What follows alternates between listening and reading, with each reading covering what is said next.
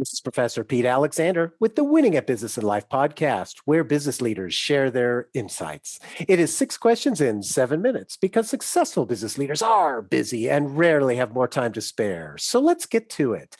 Question number 1, in a few sentences, please tell me who you are and what you do. I'm Doug Brown, and I help companies raise their revenues and expand upon their profitability within their company. Well, Doug, it's a pleasure to have you on the show. Question number 2, what is something that makes you smile and or laugh about working in your industry? Oh, there's so many things, Pete, but one thing that would be is it never ceases to amaze me that most people don't think they can sell, right? It makes me laugh because people are by nature. If you ever had children, they're the best salespeople in the world. So what ends up happening is they have some learned behavior over time that they think is causing them not to be able to sell. So once we put a process in for them to be able to follow, then magically people who are highly methodical, or the ones who are a little bit shy, there's all different types of sales personalities, and it makes me laugh every time when somebody says I just can't sell. And you made me laugh when you said the kids are the best salespeople, because I have 3, and I totally can appreciate that. It's a great point. Question number 3. I have a fictitious book with all the answers for business. What chapter would you think most companies should read? Strategy versus tactics. I think if it's strategy is what do we have for multiple outcomes for everything that we're trying to do in our companies? Because this is where a lot of people are linear. They miss the point of, they make a sales call, for example, or, let's just stay with that one. They make a sales call and the person says no. They go, okay, and they hang up. That's a linear call. But what if we had the intention of having, hey, if this person says no, we ask for referrals.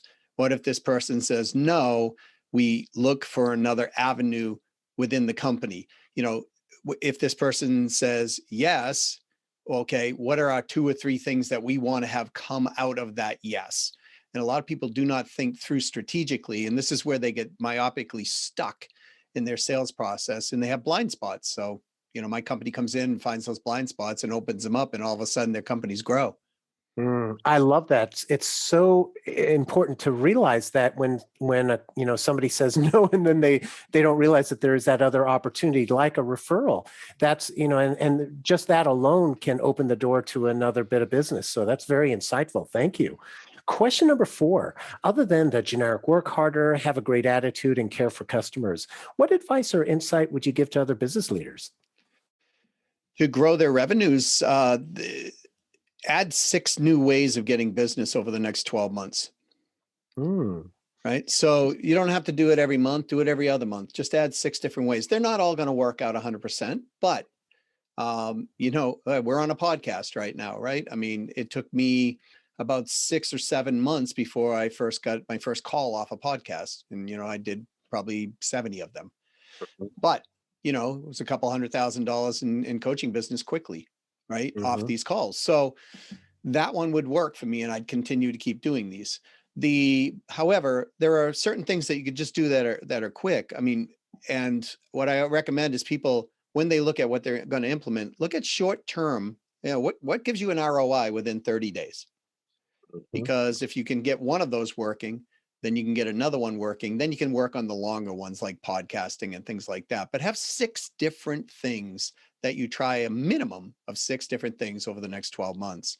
And don't forget to measure and grade those particular methods.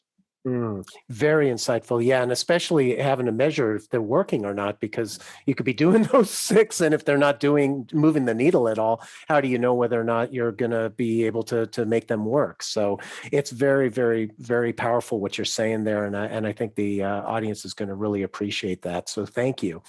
Question number 5, what other business leader like yourself would you like to acknowledge and invite to be on my podcast?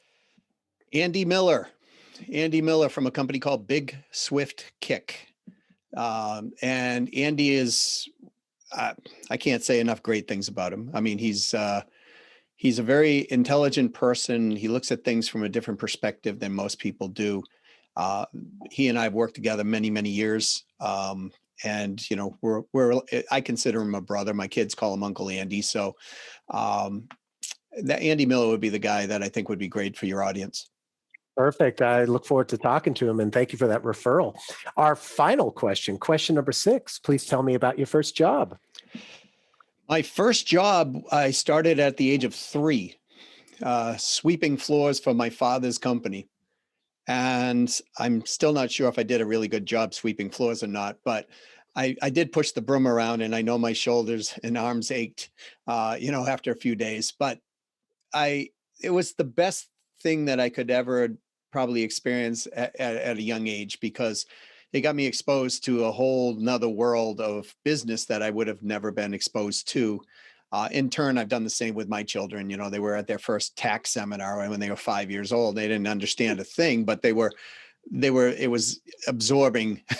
They were absorbing the information coming through. So, and they're doing extremely well today, even in their young 20s. So it was something my dad did. And I don't know if he did it out of he needed labor, or if he, free labor. Or it was 25 cents a week. That's what I got paid. But I remember taking that quarter down to the penny candy store the first time, and all my friends were kind of surrounding me, and we bought a bunch of candy and ate it and celebrated. So that was my first job. And I worked with my dad for, about 18 years of my life till I went into the military.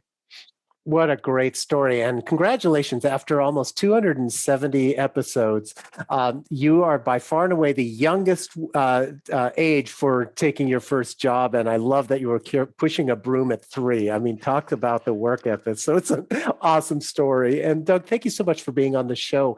How can people find you? They could go to businesssuccessfactors.com. I just heard my Boston accent, factors. And they can find me on LinkedIn at Doug Brown 1234. Or if they want to get a copy of my book, they could go to winwinsellingbook.com, which is a book on unlocking the power of profitability by resolving objections. It's all on communication.